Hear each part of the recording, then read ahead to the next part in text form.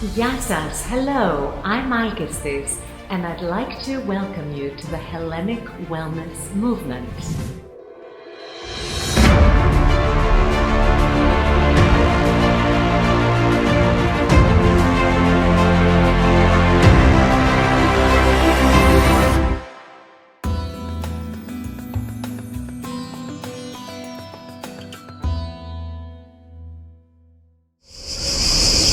Donald, welcome to Lake Villarmeni.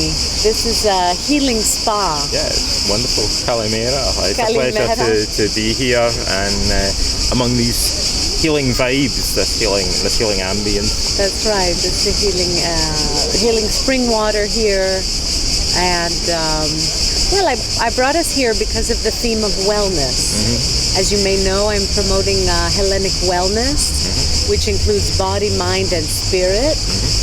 And you obviously represent a lot to do with the philosophy of Greece and especially Stoicism.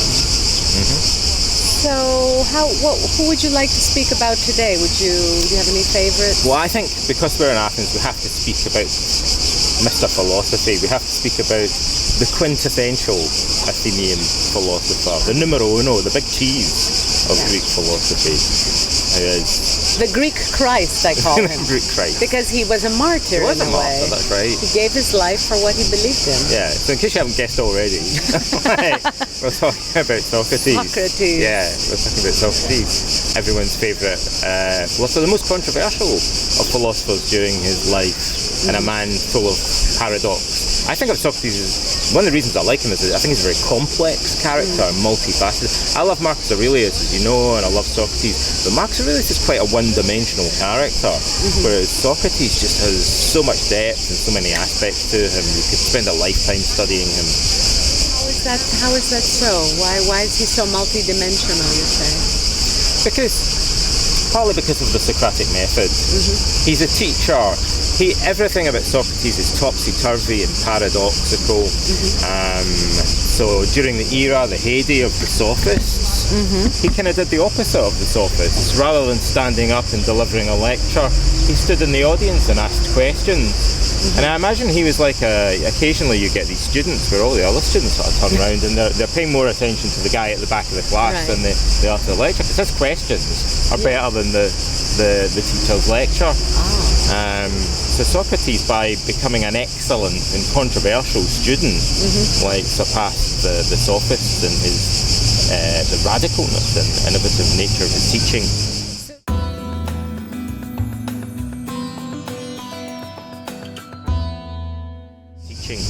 So tell me more about the Socratic Method.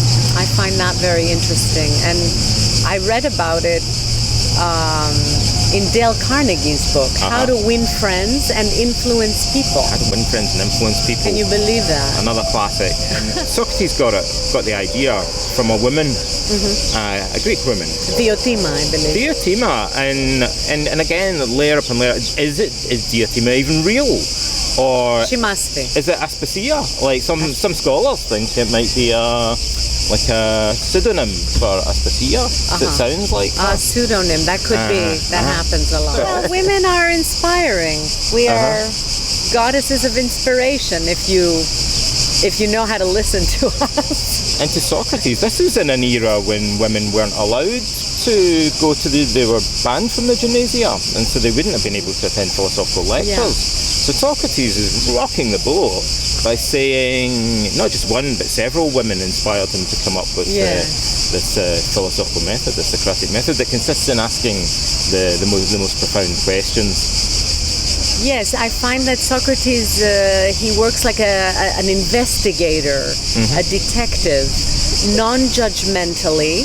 He just asks you sincere questions, like he's curious. He's like, That's interesting. Tell me more. Do you remember in Greece you have Columbo, the detective on TV? Yes. And he'd be leaving, and he'd go, just one more thing, like in every episode, and he'd come back and then ask some question. I think that reminds me a little bit of Socrates. But Socrates, one of the reasons that people don't study Socrates as much today interests me, because the dialogues are kind of long. Yeah. So the Stoics are more concise, they're more aphoristic. Yeah. And the Socratic method is a little bit longer. And Socrates usually begins by asking a banal question. So he'll say, in the Euthydemus, for instance, he said, what does good fortune consist in? And his interlocutor says, well, it's a no-brainer question, it's a silly question. Yeah. He says that we're having money and friends and good health and stuff like that. And so the first few pages of most of the Socratic dialogue seem like he's asking a dumb question, like a stupid question, and the answer seems to be kind of obvious. So you have to persevere past that, like the first act, as it were. And then you get to the second act where he suddenly pulls the rug out from under their feet, and asks a much more radical question, and things become more profound, more deep. Socrates starts to penetrate deeper into the subject. So we need more patience these days. You know, nowadays in the age of social media, we want everything snappy and sound bites. And I don't know if everyone has patience for the Platonic dialogue that was required to read. But in its essence, it's just inquiry, curious inquiry to find the truth. Well, he calls it the elenchus. The word used for cross-examining a witness in court. Examination, yes. Yeah. And that's ironic, because, you know, everything that Socrates is irony, because he was, the most famous dialogue is actually kind of a monologue, and it's the apology, which is very unapologetic. It's everything about contradictions. Paradoxa. So he's being cross-examined in court. In order to defend his method of cross-examination, like where he questions. So normally in court you have a witness and you ask them a lot of questions to see if they contradict something that's been said already or contradict their own testimony. But Socrates would cross-examine people about what they believed justice was. So he would ask a politician what is justice. So he would ask a general what is bravery. You know, he would ask an artist or a poet what is beauty. So these are things that people have them see the essence of what they're doing. And also to puncture conceit. He calls it a therapy for arrogance or conceit. Puncture conceit. Because these are things that people claim to be experts about. Or they take for granted. Yeah, they took it for granted. And he wanted to make them think again about it more radically. And this results in aporia, this bewilderment or confusion. Aporia, yes. And Socrates said, well, either, you know, some people feel really confused and they think, well, it turns out I don't know stuff that I conceitedly assumed, and then that made them really open to learning. Right, they have like an existential crisis. They're like, everything I thought was true might not be true. Or they get really angry and make him drink hemlock. Those it could go either way. Because he got people upset, as we do as therapists. I don't think we're always likable, and some people after the first couple of sessions kind of ghost on us. They disappear because we've asked them some serious questions that maybe they don't want to face. Well, Epictetus, who came later, was a big fan of Socrates, a famous Stoic teacher. He said, you know, that the philosopher's school is like a doctor's clinic. And so you might have to have like having a painful medical procedure, you have to endure it in order to get better. So they said the philosopher's question, the elenchus, is like having a tooth taken out or something, or you know, it'll make you better. Exactly. So the person has to really want that. People have to want to go through this process. It might be uncomfortable. It's uncomfortable to get out of the comfort zone, to burst their bubble, as you said. And that's why I love this inquiry, this self-inquiry, this self-reflection, which a good therapist can do, and or someone can also try it for themselves in a way if they're brutally honest with themselves, or if they follow a certain, like in CBT, which is inspired by Socrates and the Socratic Method, they give you like a script to fill out. Recently I was looking at a script of CBT. They said, what is the big lie that you are telling yourself? The biggest lie that is actually the thing that is blocking you from really going where you want to go. And I sat down and I did the exercise.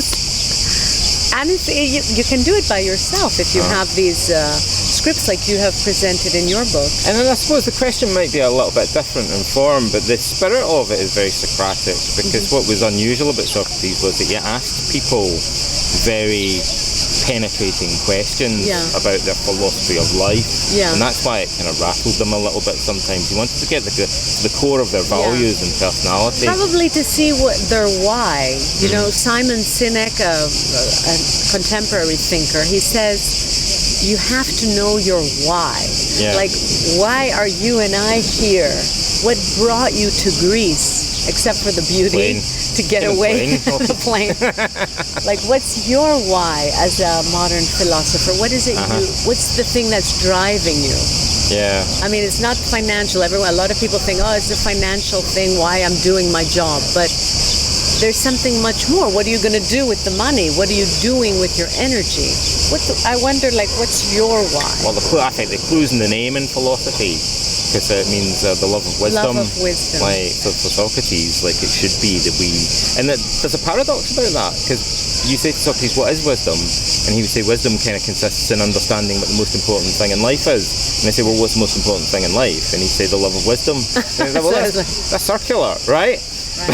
But he would say, well, it's a kind of benign circle. It's not a vicious circle, it's a good circle. But it's one of the paradoxes of human nature, that this quest for knowledge itself, the journey itself. The journey itself is very pleasing. Like, we might, the journey of asking questions makes a shift in our thinking. Just asking a question. So you like the process. I like the process. This is in Greece is a really good I feel there's something about the spirit of Greece. You know, this is a place to ask radical questions. That's true. You can feel it. It's in the water, right? It's in the stones. It's in the rocks. In the light, you know. Especially. Maybe Socrates. You can go to the Acropolis and you can think at the theatre of Dionysus. You think, we're told Socrates sat here. Socrates' bum was on one of these seats. I know, right? Asking these questions. So you can walk and you can think, maybe someone stood here once and asked what the most important thing in life was. And in his words, his questions reverberated throughout the centuries. I find that in old cities like Rome and Greece, you have this parallel reality of the modern and the ancient. And that itself makes us look at the bigger picture just by being next to the ruins. Whereas like in New York or Toronto, you're like, okay, 50 years back, you know, maybe 100, but here we're talking thousands. And that perspective gives us that view from above.